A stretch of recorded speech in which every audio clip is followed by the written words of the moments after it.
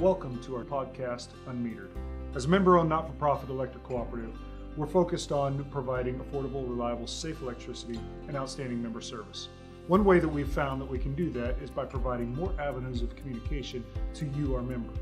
Through this podcast, we hope that you'll be able to find some helpful hints, tips, and things to help you conserve energy, as well as some informational pieces that will help you understand what it is to be a member.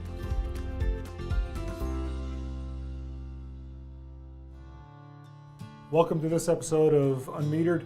This week I had the opportunity to sit down with Tom Suggs, our Chief Operating Officer here at Middle Tennessee Electric, to talk a little bit about his role in the company, his career, and then we got a little bit personal with some fun questions. I hope you enjoy the episode.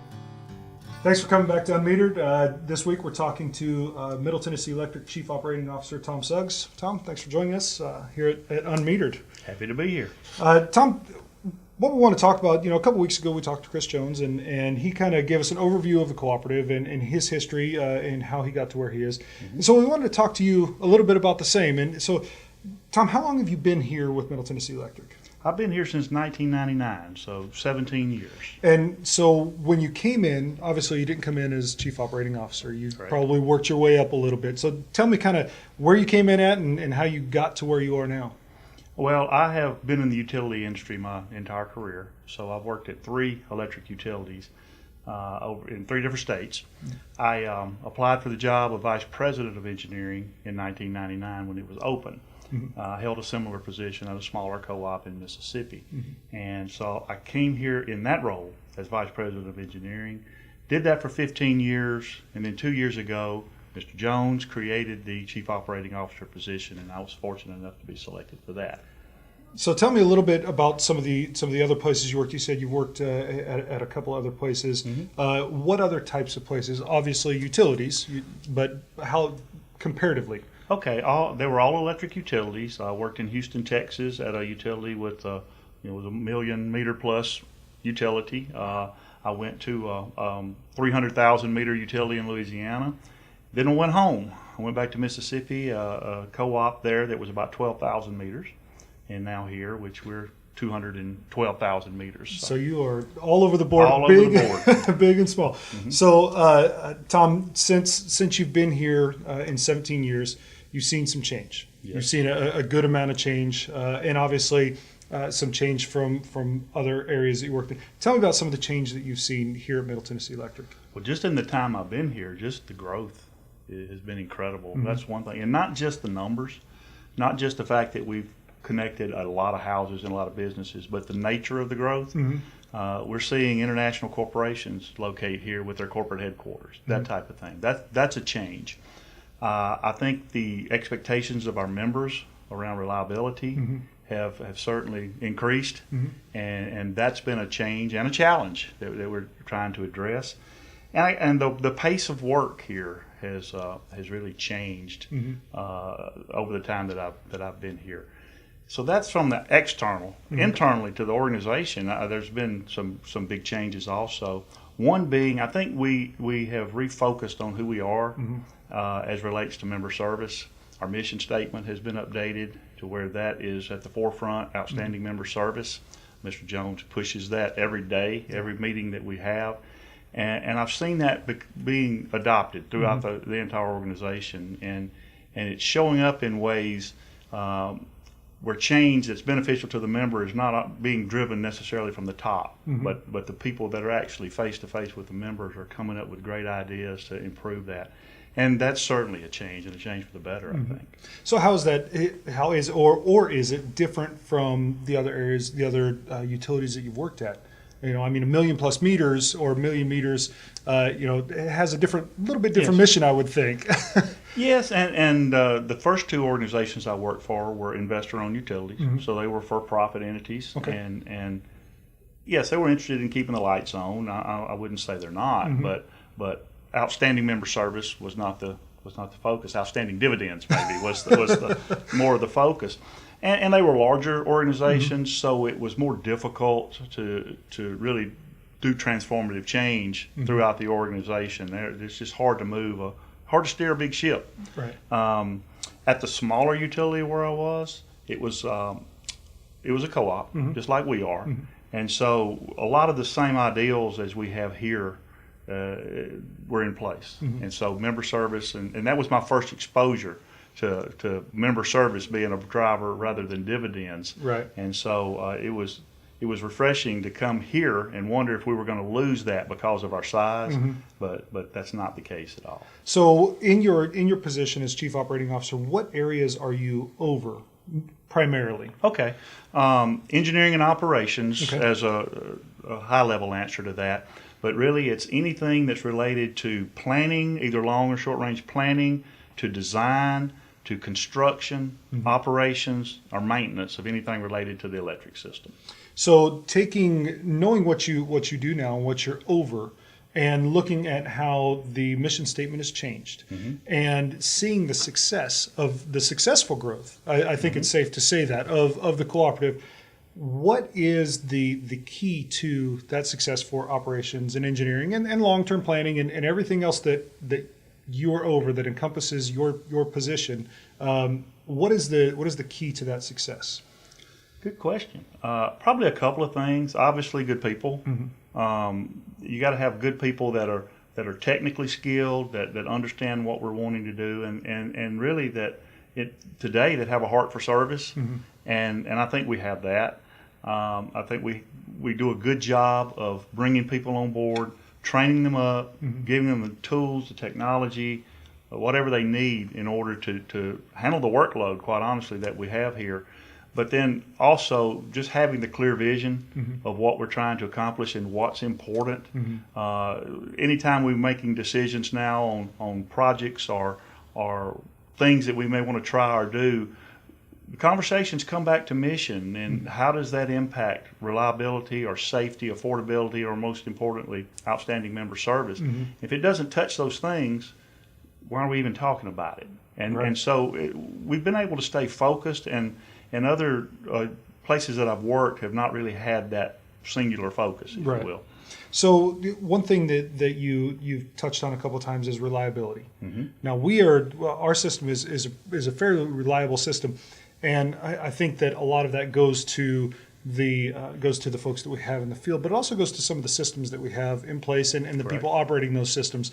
Would you say that the team that we have and continue to build on is setting the cooperative up for continued growth along the path that we've had, and maybe even more in the future? Oh, absolutely. Reliability is easy to define, and it's very difficult to define. In one sense, are the lights on? Right. But getting to the root causes of why things happen and the solutions, you can fix things. You can fix anything with an unlimited amount of money, which we don't have, and we try to be good stewards of the members' money. And so, yes, we're putting systems in place, our advanced metering infrastructure, our monitoring systems that we have, our 24/7 systems control area, where we're basically seeing inside thousands of pieces of equipment at all times.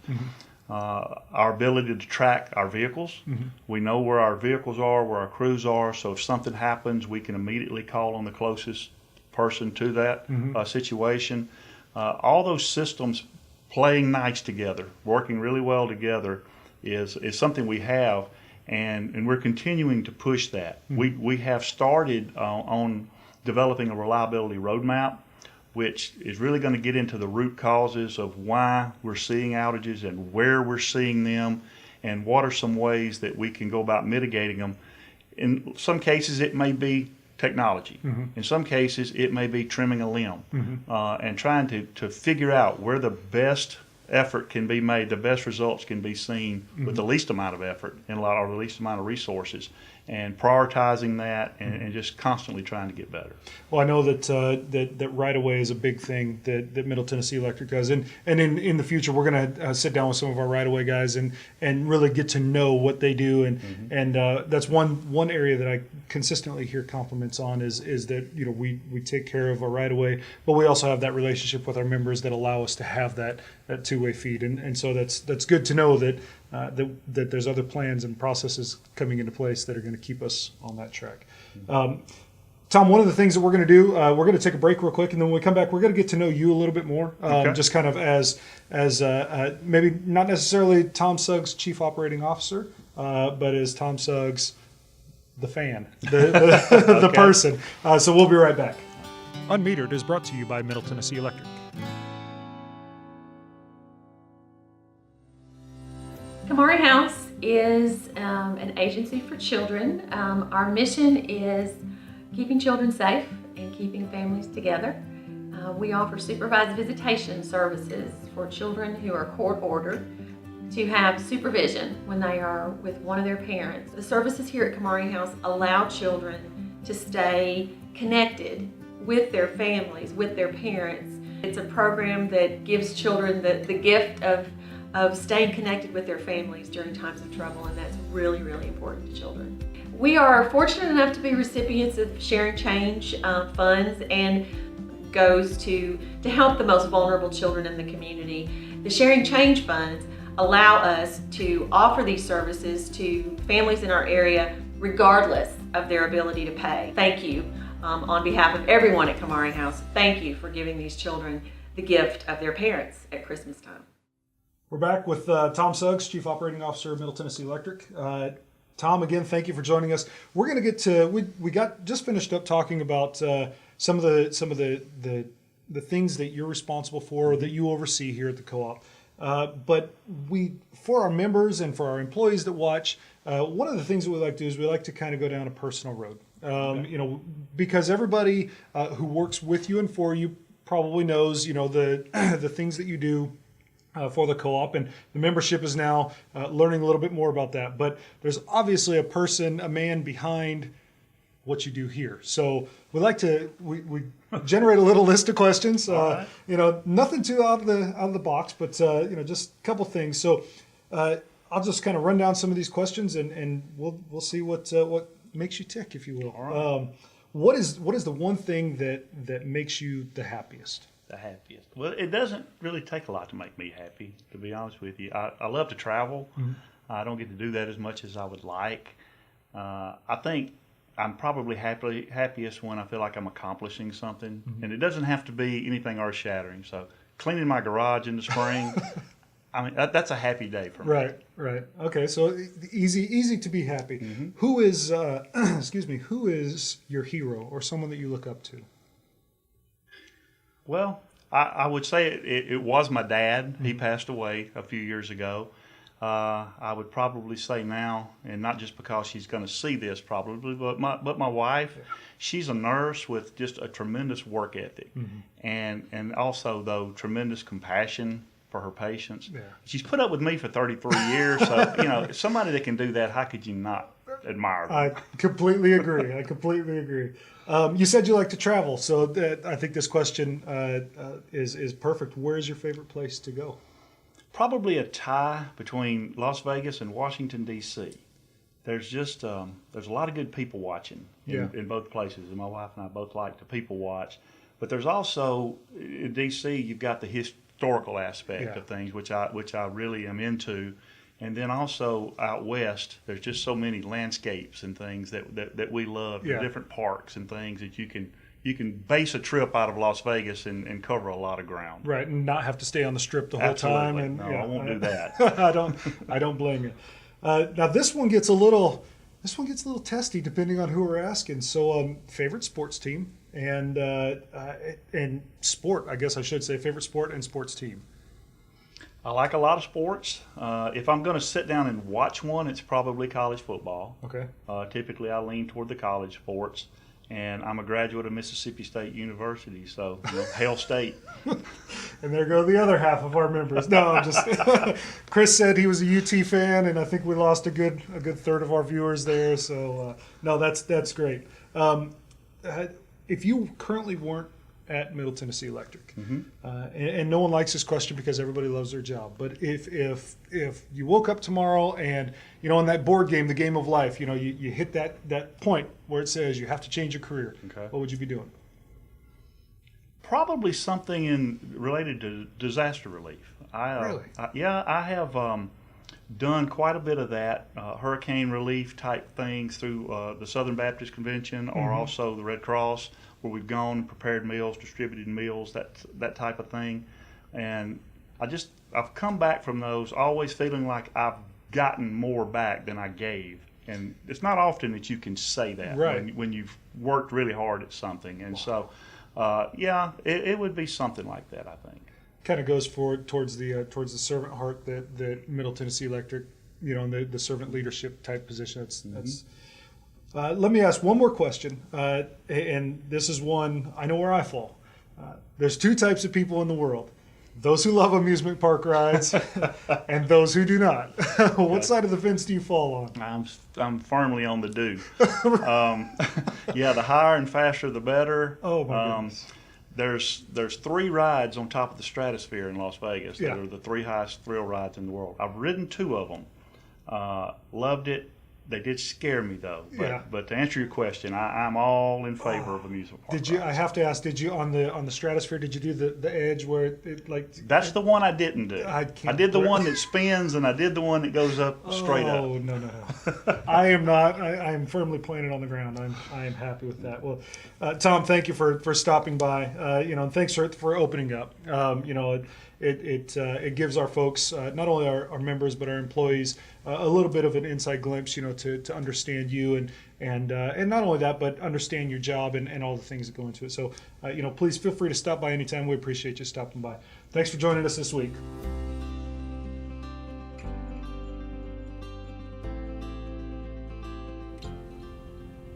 Thanks for watching this week's episode. Tune in next week when we talk a little bit about holiday light safety and some energy efficiency tips, some things that you can look at and keep an eye on this holiday season. Take care.